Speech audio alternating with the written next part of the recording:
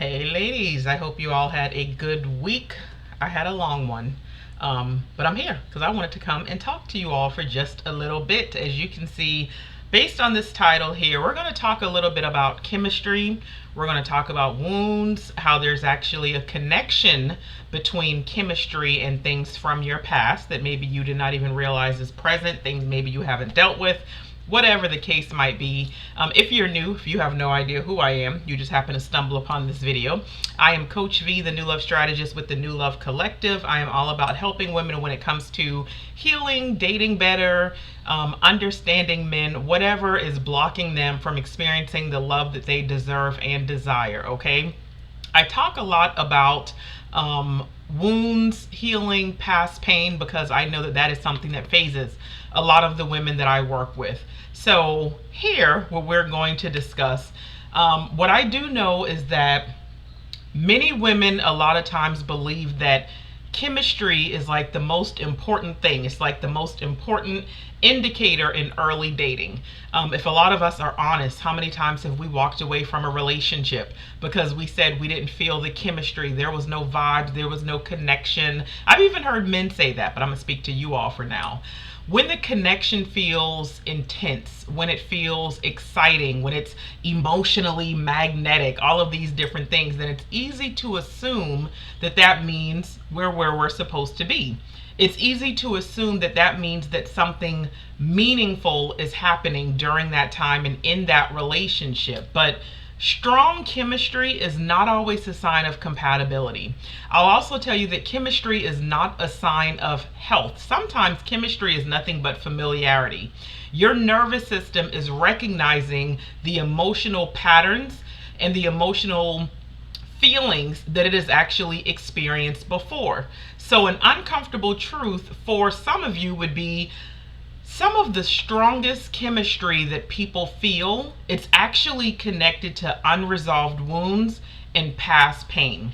And I want to help you be free from that, which is why we're talking about how wounds create chemistry. Familiarity, a lot of times it feels like attraction, right? Like if you meet someone and it's like, oh, it's like, you know, it's different, it feels different, but oh, this guy feels safe, it feels familiar, all of these things. The way that our brains are wired, we're literally wired to seek what's familiar because that's what makes us feel safe. And especially if there are some things that we have not taken the time to deal with or heal from, then our brain, should I say, is working overtime to have us in safe, predictable situations. Even when familiar patterns were painful in the past, the nervous system is still recognizing those as normal. So this is why a lot of time women, they feel drawn to the personalities that mirror past emotional experiences. And I've spoken about this before in previous training videos and even like in podcast episodes. But if you are someone who grew up around inconsistency in your household when it comes to, or when it came to feeling loved, validated, getting attention from a parent, whatever. If you grew up feeling inconsistent, or if you grew up around that inconsistency, then unpredictability is going to feel a little bit exciting. If you were someone who experienced any type of emotional distance in the past, then emotionally unavailable men, they feel a little bit intriguing. See, the nervous system will oftentimes mistake familiarity for connection. And it's something that you need to be mindful of, because if you're not aware and then decide that you're going to rectify it, you're going to find yourself continuously repeating it. There are trauma bonds and then there are healthy connections. And it's up to you to realize the difference between the two so that you'll know what it is you're actually experiencing it when you're experiencing it. Trauma-based chemistry, a lot of times it feels intense very quickly. You fall in love very early on, especially with all the chemicals the brain is releasing and producing in the early stages of meeting a guy. And then especially if you also have an insecure attachment style, specifically anxious, preoccupied, then you fall quickly. It feels great, it feels intense, all of these things. And a lot of times there's this emotional urgency that you might even be feeling, or there's anxiety, or maybe even a feeling of needing that man's attention. There are all of these emotions that you can't even explain, but either way, the connection with that guy, it feels thrilling, it feels exciting. It's all that you can think about, which is why it's called anxious preoccupied, but it's also slightly unstable a little bit. Healthy connections usually feel calmer and a little bit more grounded. They don't need all the butterflies and the excitement and the thrills and things, which is interesting because this is why so many people walk away from relationships or potential relationships, because they didn't feel the feelings that they are accustomed to feeling, not realizing that every time they felt those feelings before, they ended up feeling heartbroken in the end when things didn't work out. They're subconsciously repeating patterns that have never worked well for them. When it comes to the healthy connections, instead of urgency, there should be curiosity, there should be patience. Instead of a relationship being filled with emotional highs and lows, healthy connections, they're going to have steadiness, they're going to have clarity. So if you've gone through things in your past, maybe it's your childhood, a past relationship, your dating life in general, maybe if you were married before, if you ever gone through a divorce, then you have all of these wounds that are actually influencing what feels attractive to you. And when those wounds are unhealed, they can actually quietly influence what someone perceives as being attractive. This is where attention might actually feel like affection. This is where intensity might feel like connection. This is where mystery can actually feel like depth, where it's like, oh, it's just, he's just so mysterious. It's so, and it just makes me want to go deeper. It makes me want to get to know him. Like, he's just like, we'll label a man as all of these things, and we think it's not. Like, we can be a hot mess a lot of times when we're in love and when it comes to relationships. This is also where emotional distance may actually feel like it's something that you have to earn, especially if you grew up in a household where you had to fight for or earn your parents' attention, earn their love, earn their validation, earn their acceptance. You take this into your romantic relationships. A lot of these interpretations, they are not about the man who is in front of you. They're about the emotional experiences that your heart has normalized. Let me give you some of the signs that I know to be true. Some of the signs that your chemistry might actually be trigger based. One sign would be that you feel emotionally invested very quickly. Been there. Another sign, maybe the connection or relationship feels exciting, but it also creates a little bit of anxiety inside of you. A third sign would be maybe you start thinking about that man constantly early on. I can't tell you how many times women have reached out to me, hey, Coach V, I got a question. So I met this guy, and they're going on and on about, whether it's something about the future, something that they don't know if it's a red flag, something they don't know if it's they're overthinking. They want to know my thoughts about this person. And hey, I think I finally met my person. I get flooded with DMs and emails, and it's crazy because once the conversation gets going, for those that I actually get to reply to, it almost never fails that it's a man that woman met like a couple of days ago, a week ago, maybe 2 weeks ago.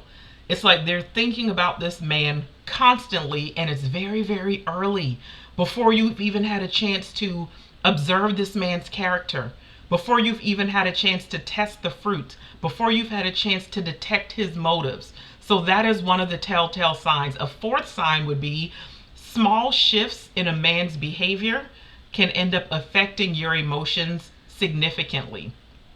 Maybe he didn't send a text one morning. Maybe he didn't call one night. Maybe you've gone a couple of days without seeing him. You can start overthinking all of these different things, and before you know it, maybe you're either not eating, overeating, your mood has changed, you're zoned out a little bit. For some people, this is where they might actually drink a little bit more. Like, all of these different things will affect you, all because of shifts in what the guy is now doing or not doing. Fifth sign would be you find yourself analyzing all of the interactions with the man while constantly looking for reassurance. You're paying attention to the words that he says or doesn't say. You're paying attention to how he moves, his actions, if he's being consistent. You're looking maybe even for inconsistencies. You're wanting that constant reassurance, whether it's directly from him or indirectly, that you are safe and secure with him. Another sign would be that the relationship feels emotionally consuming before it has even had time to develop naturally.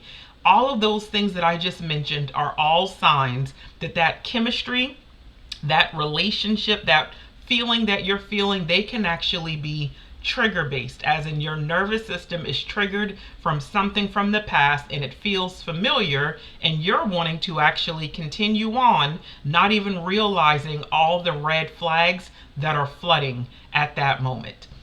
And here it is, that the wounds and the past pains can have you still so stuck, tongue twister, still so stuck on the men that feel familiar in the relationships that are unhealthy, but you will walk away from the men who are actually peaceful and calm and secure and ready for something healthy. Those men oftentimes feel boring. I've heard them being labeled as lame, simps, all of these other different things. Because when a woman is used to emotional intensity, that is when that peace can feel unfamiliar. It's a little bit boring and foreign to someone who has never experienced it before. A healthy man is one who is going to move slow and intentionally. Yeah, he wants to guard your heart, but guess what? He also wants to guard his too. Did you know that women are not the only ones that have actually had bad relationships and bad dating experiences? Somehow we have it in our minds that we're the only ones. But some of these men are now in their healing states and they're being wiser and smarter as well. So they want to go slow. They want to be intentional. And that is something that is wise. That is something that a healthy person does. But for a woman who is not used to that, it can be a little bit triggering. Or it'll have her, again, mislabeling a man as something that he's not. A healthy man, he is someone who is going to communicate clearly without creating emotional drama. He is someone who may not produce the same adrenaline spikes as someone who is unpredictable. Because, again, going back to your nervous system, the nervous system is accustomed to intensity. So therefore, stability can feel less exciting at first. But if your goal, if you're saying that you actually want a happy, healthy, holy relationship, you want something that is going to last, then you need to realize that long-term, healthy relationships are built on consistency, not emotional chaos. I just want to make sure that you understand that, all right? I love how Proverbs constantly encourages wisdom, patience, discernment in life in general, but also and especially in relationships. Proverbs teaches that wisdom is something that observes character, and it does so over time. It pays attention to behavior over time. Emotional reactions, those do not help. Those do not get you anywhere. Emotional reactions alone are not the foundation of wise decision making. This is why you want to ensure that discernment is a skill that you take the time to develop, because discernment is what actually requires slowing down enough to evaluate a man's character. And I'll tell you, even though I'm talking about dating and men, this is a principle that you need to apply to your friendships, partnerships, romantic relationships, all of those things. These little that little thing that I was just talking about can be applied in all sense of the word. There is power when it comes to emotional pacing. And you want to get to the point where you learn how to pace, because you cannot afford another heartbreak. You can't afford another disappointment. How many false alarms have you had? How many failed relationships have you had? You don't want to be here a year from now still in the same situation and in the same relationships and entertaining the same kind of men that you were entertaining 2 years ago. One of the most powerful tools that you can start doing in your dating life is emotional pacing, because slowing down is what actually allows patterns to reveal themselves. Slowing down is what prevents emotional attachment from forming before character has even been observed. Emotional pacing is what protects clarity. When your heart moves slower, that is when discernment becomes stronger. There's a reason that Proverbs also tells us, above all else, first and foremost, guard your heart. So listen, I want you to continue on your healing journey and realizing that as healing takes place, attraction patterns are going to change. And that's a good thing. We want them to change because things have not been working well for you thus far. The things that oftentimes felt exciting in the past, the things that you were drawn to, the things that felt magnetic, all of those different things, they're going to start to feel a little bit more concerning the more that you heal. You're going to become a little bit more cautious.